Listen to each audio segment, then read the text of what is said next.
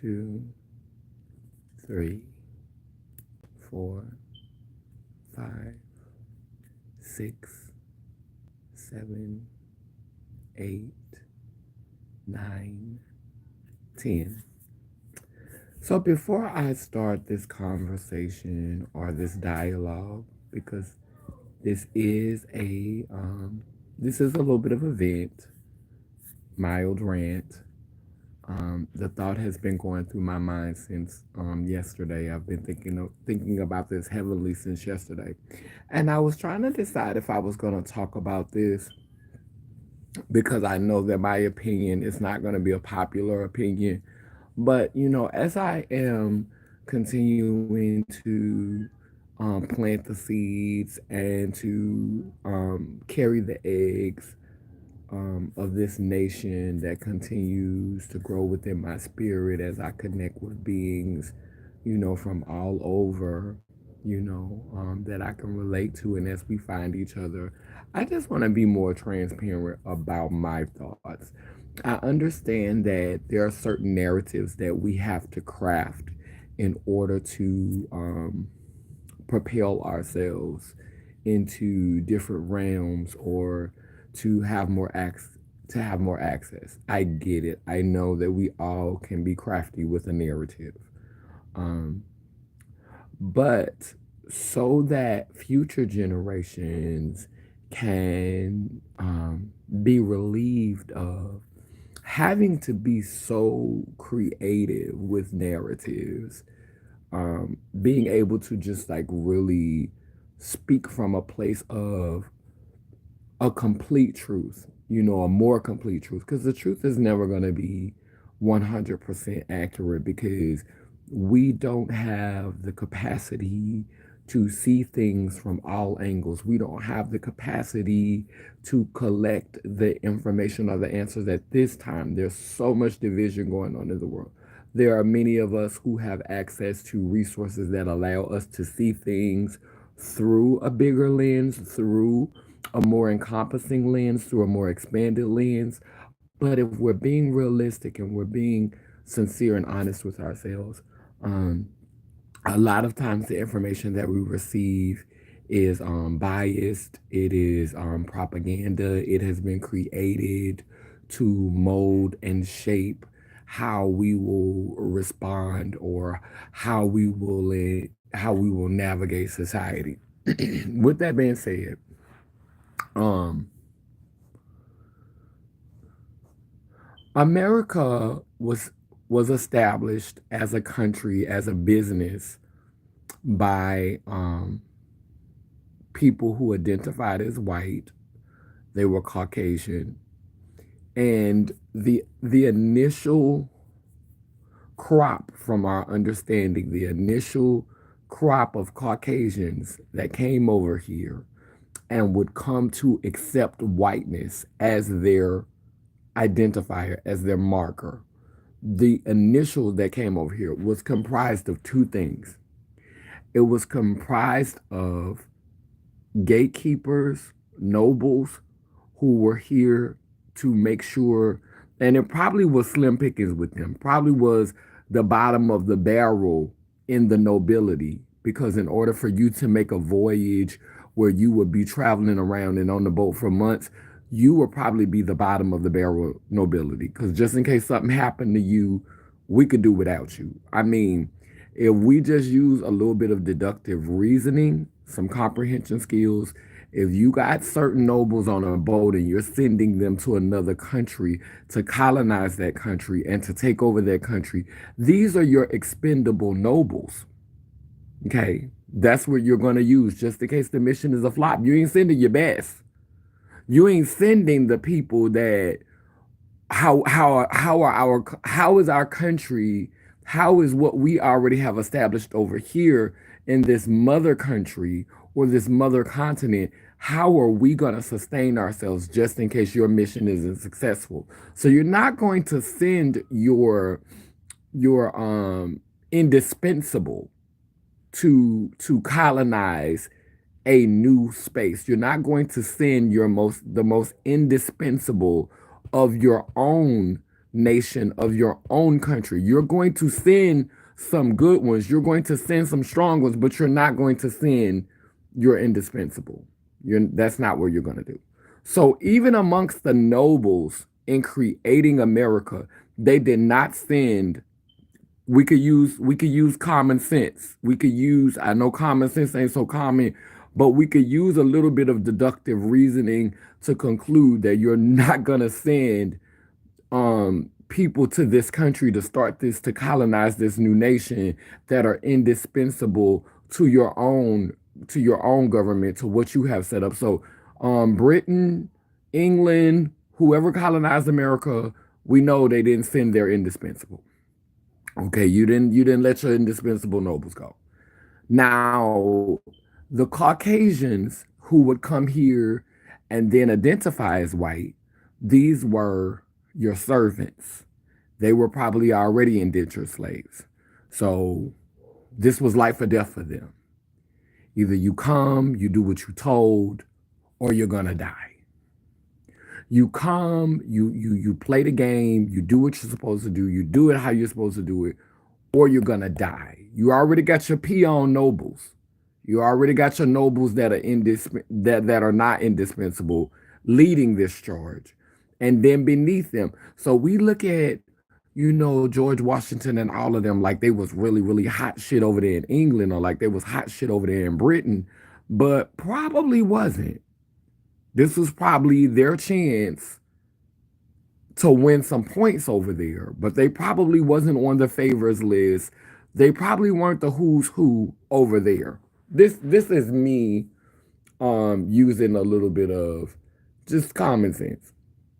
Now, you got all of these Caucasian people who are coming over here who are indentured servants, who America is a shot at them rising up and being somebody in America because they weren't anybody over there. Because if you think about it, why would you want to come to a new land with people already occupying it and have to fight for land, have to fight for your place if you were already doing amazing? If things were wonderful, if things were wonderful for you back there, if things were wonderful for you back home.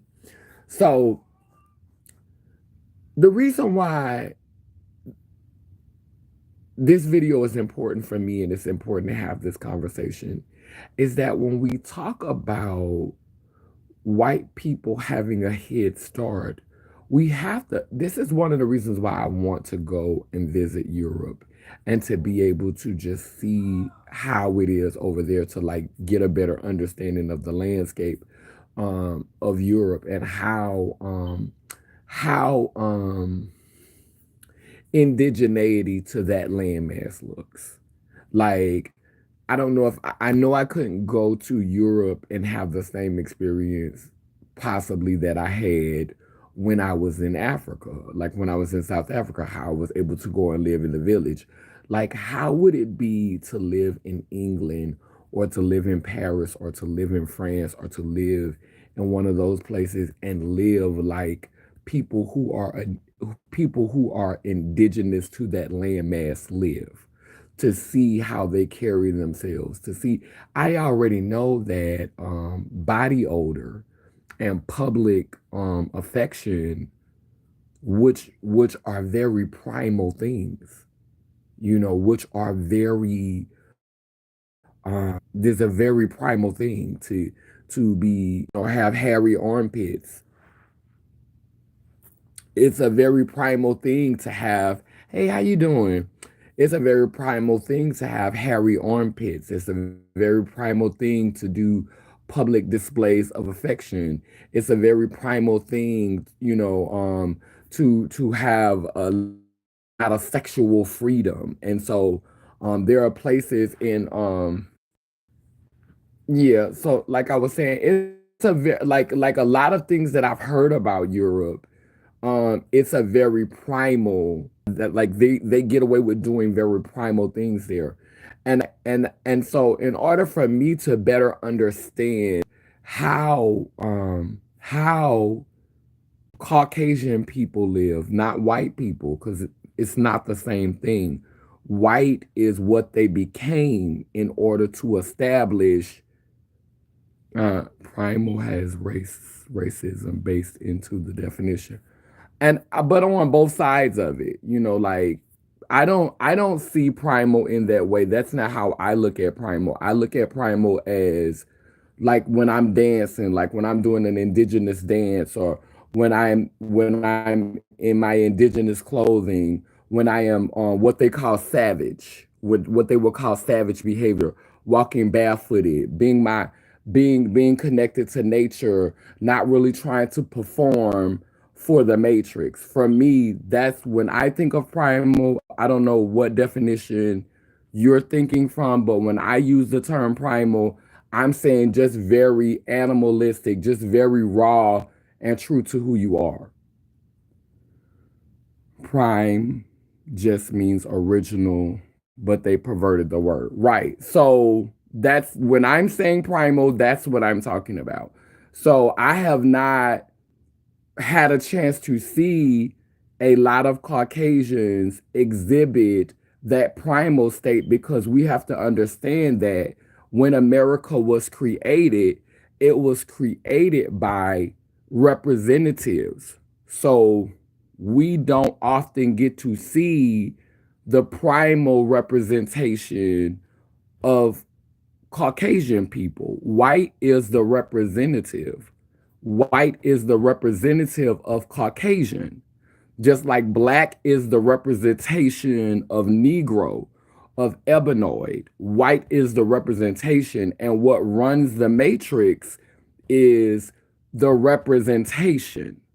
So when we say white folk have a head start, we have to understand that America was created by the representation. They have a head start because they came over here with the understanding, do or die. Either perform or be, or you're expendable. Perform, they have been cultivated to perform from the beginning. Since the contracts were signed, since the paperwork was done, they've been groomed, they've been socialized, they've been isolated, and they've been brought up to perform. A lot of them are not in their natural state. But because a lot of us that lived here, we were indigenous to this landmass, there's a lot more of us over here still connected to the primal behavior. And if we don't perform, we don't excel. You don't see Caucasians representing this nation with long hair and hairy, and those people are hairy. You don't see long haired, hairy people in power. You don't see them with tattoos all over their body and bones and piercings. You don't see, and but if you know the white people that be in your hood and be in your neighborhood, we used to have white boys that was tattooed all over their body, goes in their mouth, the big old circle of hoops in their ear, like very indigenous in their own way. You never see anything like that representing. You never see anything like that. Now, true, it's easier for them to shift because they already have an advantage by the skin complexion. But that could be said for mulatto people. So when we're playing the tape, like the reason why this video is important to me is because I don't have any sincere Caucasian friends. And notice I'm not saying white friends. I have a couple that I fuck with, that I'm cool with, that we talk, that we speak. When we see each other, we be like, hey sister, we fuck with each other. But we don't like hang out and go out to eat and kick it. And when I was young, I went to the mental hospital. My first time going to the mental hospital when I was when I got outed at a family reunion during my birthday. I was turning 14 years old. And I went to a mental hospital. And when I went to the mental hospital, I talk about this a little bit in my book. I went to the mental hospital and I was the only person possessing negritude. I was the only ebanoid being that was, there. Um, it was four of us on the ward. One of them was white passing Latina. The other one was a Caucasian boy, and the other one was a Caucasian girl. And um, when I first got there, I was saying racist stuff to them, because they were alienating me. Like they didn't want to play with me, and all of the things that I had heard my parents say and my aunties say, I said to them. Every word, every derogatory word you could say about a Caucasian person, I said it. Every negative thing you could say about a Caucasian person. And the reason why I said it was because my feelings was hurt because they didn't play with me. So they dropped my level. They put my level on level 0, and I had to stay in the room by myself for 3 days. And they brought my food to my room. They brought everything to me in my room, and it didn't break me. Isolation made me stronger. So while I was isolated, I wrote some poems, I wrote some skits. I actually designed a way of sharing that we could do in the group. So by the time I came out of there, I had wrote a skit, I had wrote a song about the facility, I had wrote like a proposal of how we could share in groups. I presented it to the psychiatrist. She was so damn impressed. She told me to come back when I was 18 years old and would have gave me a job. Like that's how impressed she was with everything that I had accomplished during my time being isolated. Now when I came back out, I made friends with everybody, and by the time the experience was over, I was best friends with the Caucasian girl, best friends with the Caucasian boy, best friends with the white passing Latina. Like we was literally crazy about each other. And when the Caucasian and one of them name was Becky, and we made banners, and the banner said to my soul sister. She made me a computer banner, and it said to my soul sister. And I never understood why we never made contact after that. Even in all of the other mental hospitals that I went to, they were predominantly Caucasian children in these mental hospitals. Like the black people would be like tokens, because we didn't deal with mental health. Black people, we don't talk about Bruno, no, no. So we didn't talk about our mental health. So these places were dominated by Caucasian children, and I would have the best relationships with these Caucasian children in these hospitals, but we never would stay in contact. And it's because of how they're being socialized. They don't get to advance. They don't get to get on the microphone. They don't get to be in those places that we see them in, and think that they grand because they're here, if they don't perform. If they do that long ratty hair, and they smell a certain way, they stink, and they hair be smelling like dog, and all of those natural things that will probably be acceptable over there in that will probably be accepted over there in the slums of Europe, because I ain't never been in a European slum. So I can't really speak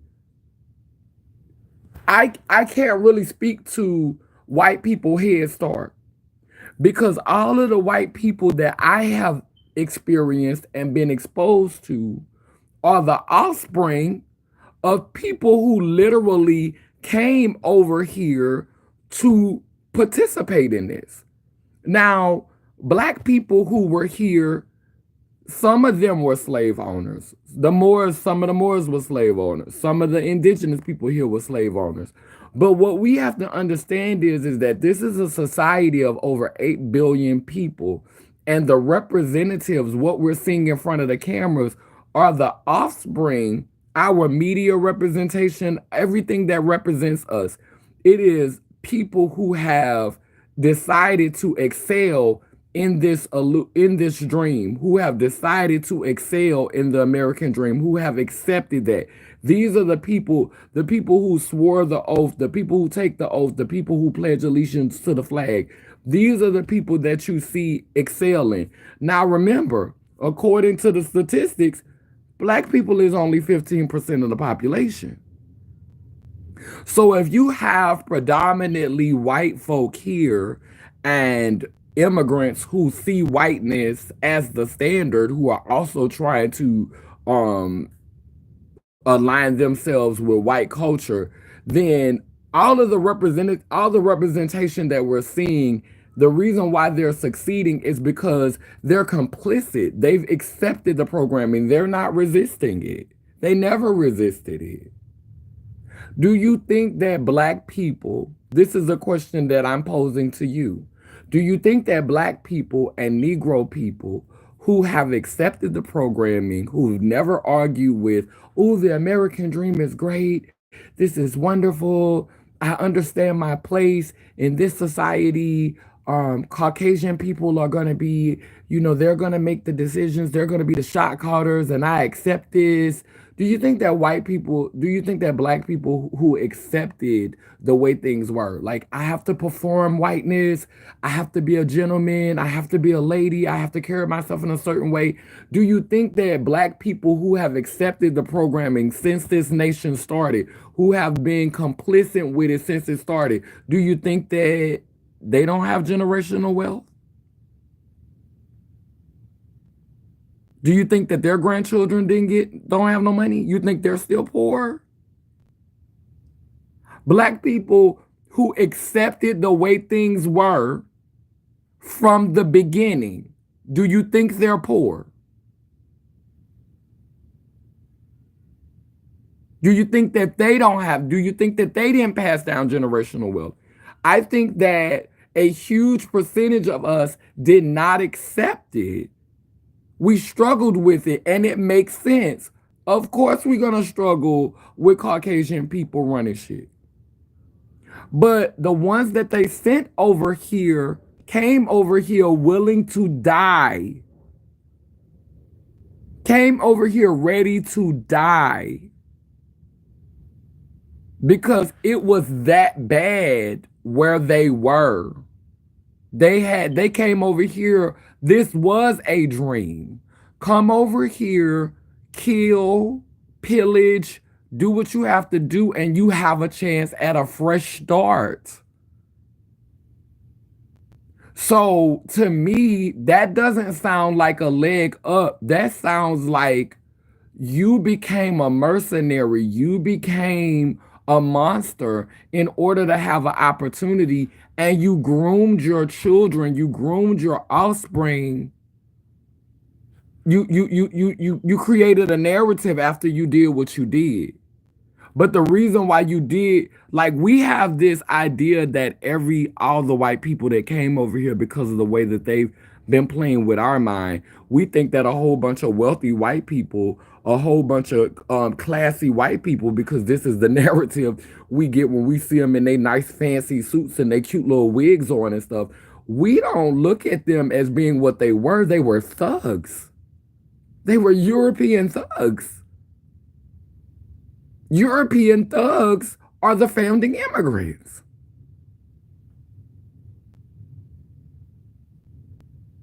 They were thugs.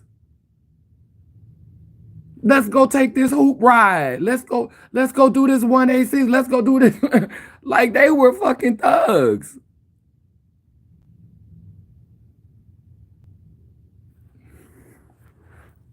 So looking at it like romanticizing it like they were these distinguished, noble, high-bred, classy people that came over here and just, like they were just high. Like, that's where that's where the illusion gets salty. That's how we start to look at it like this was.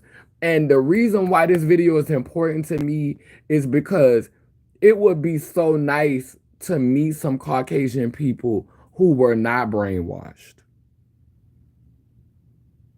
Because it because the Caucasian people that I'm meeting, it makes me like all of the ones that I'm meeting, it makes me think that perhaps the brain productivity, like it's a different kind of brain productivity. And I don't want to think that all Caucasian people are not capable at thinking at a level of being able to understand how a lot of this is bullshit.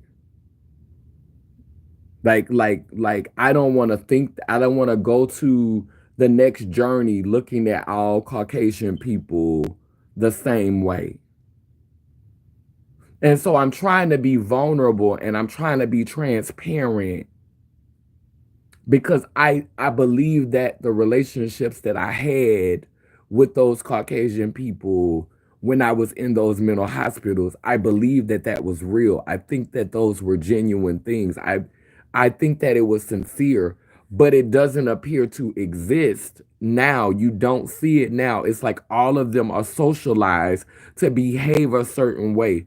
All of them are shallow. All of them are they all think the same way. They all are afraid. A lot of them give me very afraid. I have to follow the rules. I have to do what's being. I have to, I have to maneuver this way. I can't speak out. I can't, So like to meet authentic Caucasian people who it's not even about resistance for them. It's just about truth. I came from wealth, but I don't want to go to church. So my father, I came from wealth, but I don't want to go to church. So my father hardly helps me. I think it is. I went to church. He become more open to help me financially. They be in mansions living it up, saying, "Well, I'm good." And that comes from the complicitness of it all.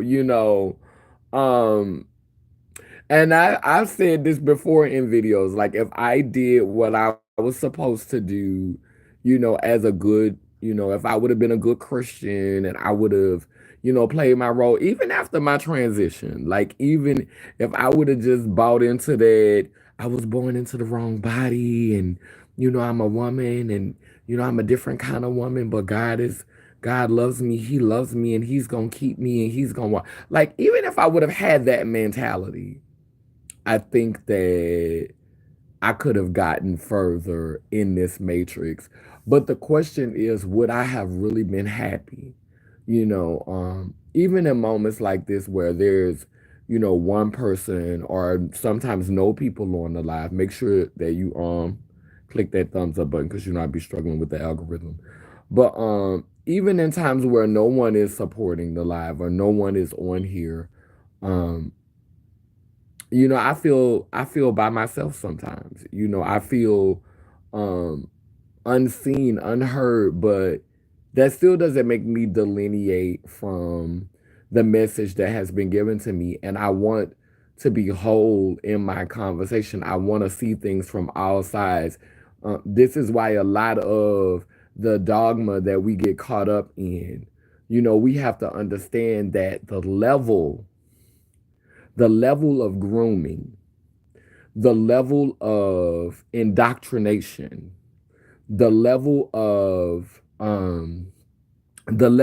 brainwashing and mind manipulation for Caucasian people who will ascend into the ranks of whiteness and hold office, hold positions of authority, hold positions of power. The level of grooming, they don't just let these white people, they don't just let these little Caucasian children be all willy-nilly. They don't let these little Caucasian children it's like we're led to believe that, these white children don't be don't be getting manipulated and don't be getting policed through their whole childhood to prepare them for what they're about to be. The white children that you see getting away with everything and not being policed and being free to do whatever they want to do, these are not the white children that grow up and run shit. These are not the white children that grow up and have any kind of power. The white children that grow up and have power are the ones that are super policed and 9 times out of 10 be dealing with drug addictions and be dealing with all type of addictions because they having to suppress parts of themselves.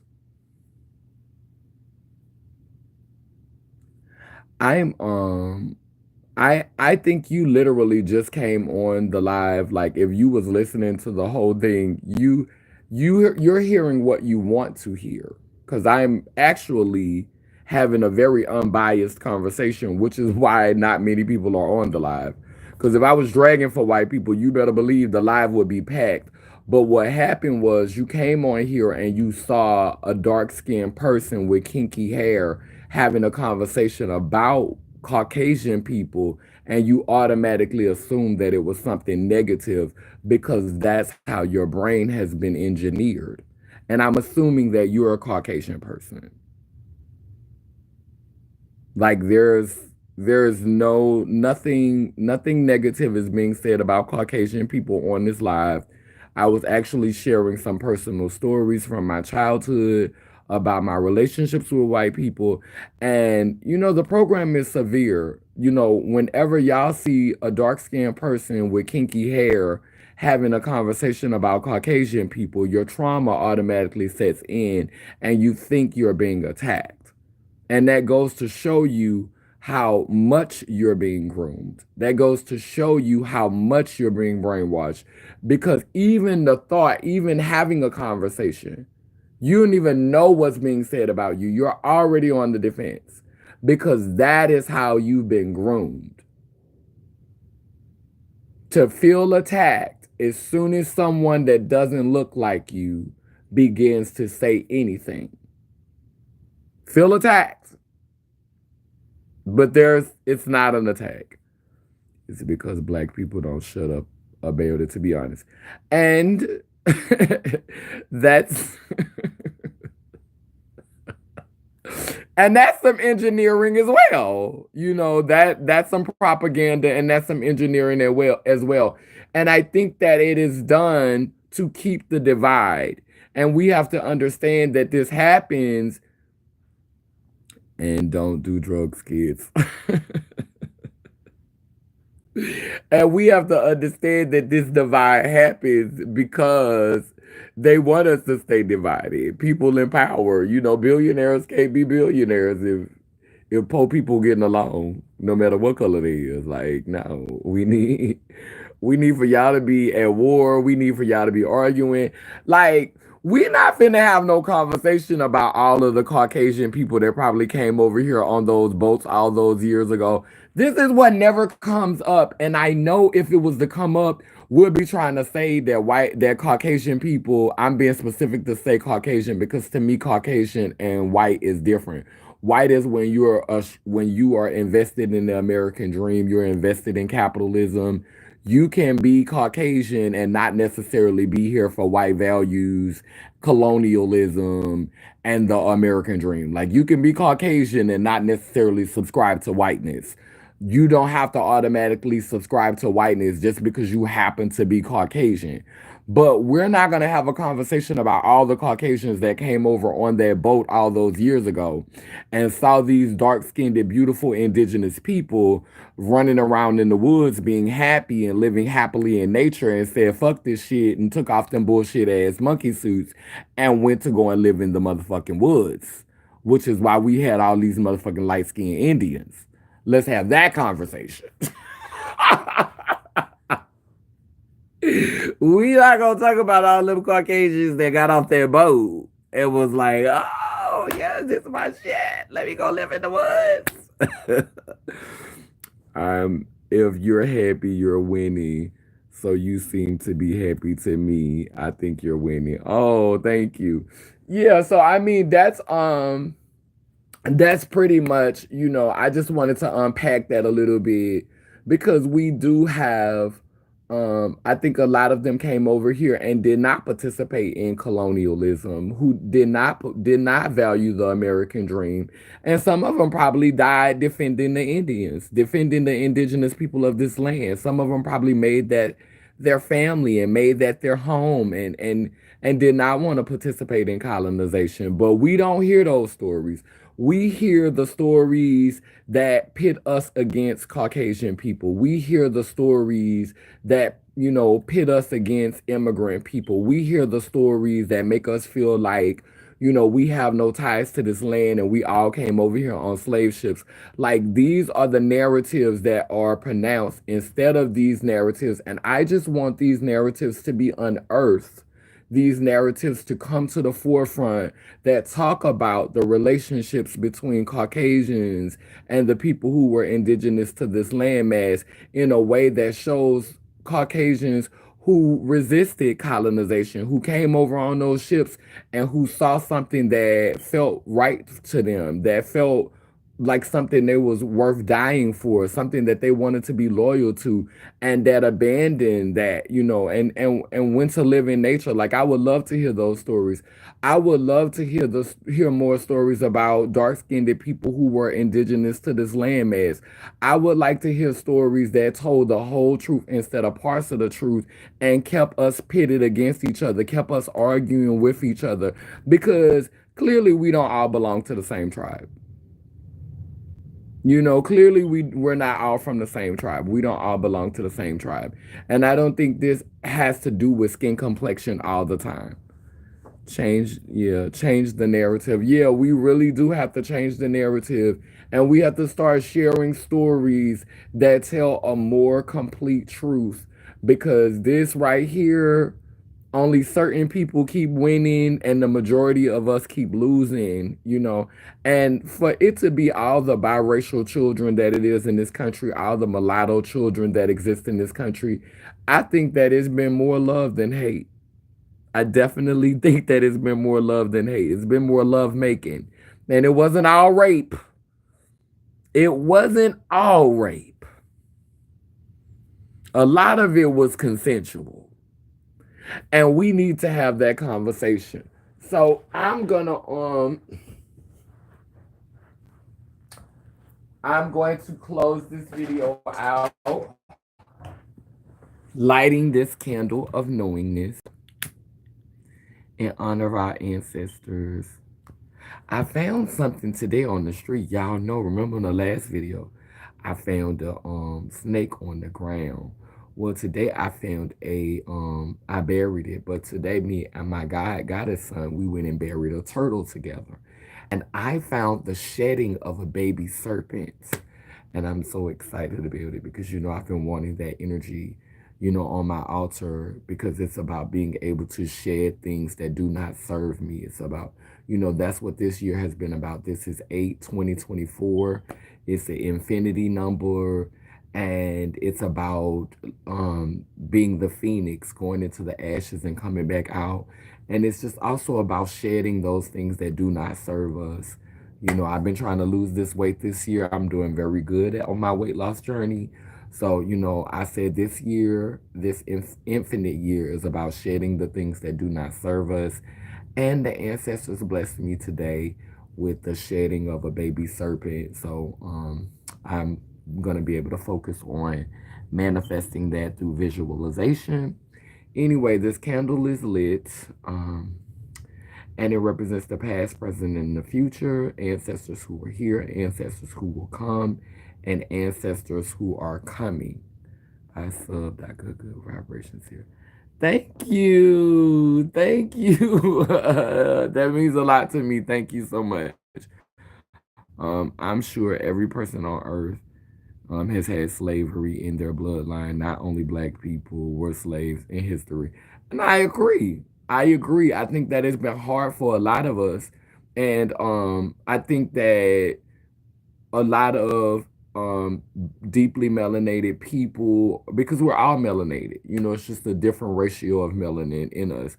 But I think that a lot of us have experienced we're being programmed, and this is happening intentional to black people of a certain economic background. If you keep them blaming the white man, if you keep them, in that mindset, then because society is run by non-black people, then they're not going to never want to be empowered. They're not going to never want to aspire to it. They're just going to resist and rebel.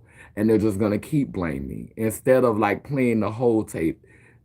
Humans are complex. We can be simple, but we're also complex.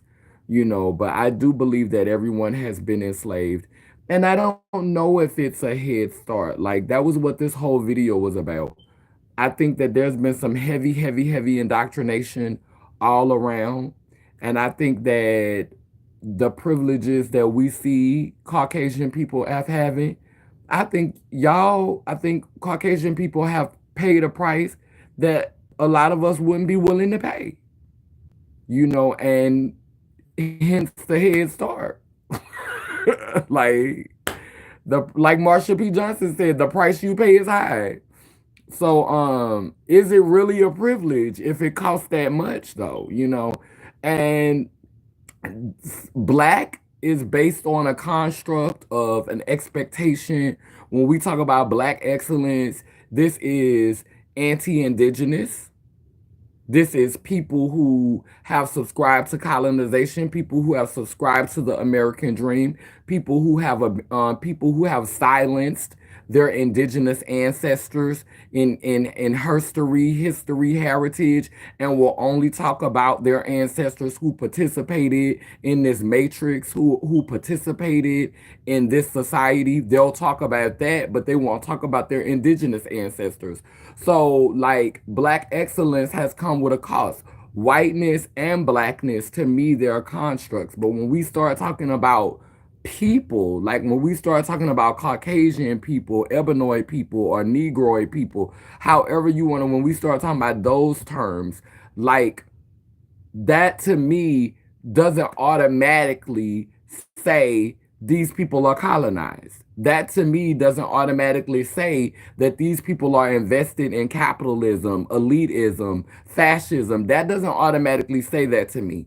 But if I just say white, or I just say black or black excellence, then 9 times out of 10, I am in alignment with the American dream. I am in alignment with capitalism. I am in alignment with all of these things that speak to an oppressive situation on both sides. It has to do with poverty and how your parents raised you. I agree. I agree. So I'm gonna let y'all comment in the comment section. Make sure you hit that thumbs up button on here. Putting people in categories is part of the problem. The more boxes to divide people into, the better the divide and conquer. And let us do it to ourselves now, right?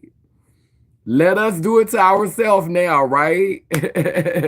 Let us do it, like go ahead and do it to yourself now. Like, I definitely want to see a shift. I want more of my Caucasian siblings to, you have to understand that there are gonna be a lot of people that look like me who gonna want you to feel guilty, who gonna want you to feel guilty for what your ancestors did. And if you choose, because I know a lot of Caucasian people who like to be into the BDSM, who like to get beat on, and and all that. I've had Caucasian people to be like, hey, they want to get beat on, they want to be kinky, and I just don't think that that's the only way to heal. Like, if you want to go and get a beating, then hey, I'm not finna yuck your yum. But that's not the only way to heal. Like, healing is finding people who accept you just as you are, and you not necessarily having to perform in the ways of the colonizer. You not necessarily, being here for the American dream. You not necessarily being so invested in capitalism and being your authentic self and being your true self. Now, we would hope that, we would all be responsible and none of us would seek to be, just lazy bums that ain't trying to do nothing. Like we are, you can't build if you're not willing to sow any time or, put any energy into anything.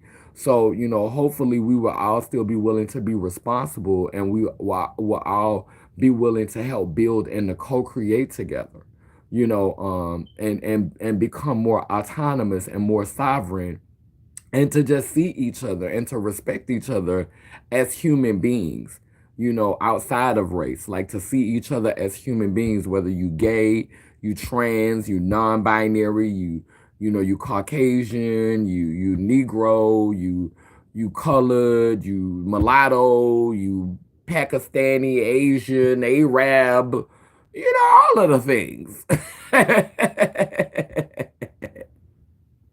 So yeah. Anyway, that's it for this video. I'm finna light this candle in honor of our ancestors, past, present, and future, the true Trinity. I feel glad. I'm thankful that I got a chance to get this out because it had been bubbling in me. I got a meeting I gotta go to in a minute, but I enjoyed the dialogue. Thank you so much for coming on, Stuart, Shada, um, Air. As always, I love your company. And YouTube Academia, child, you came and left, girl. Sometimes you be, I don't know, girl. I don't know what you go. But anyway, I love y'all. Have a good evening and enjoy the rest of your week. Down but the that I say cool, it keeps spinning and turning. Iangani, Iyanko, Kalukalo, which means I'm a child of God goddess. And if I am, you know you are. Love y'all.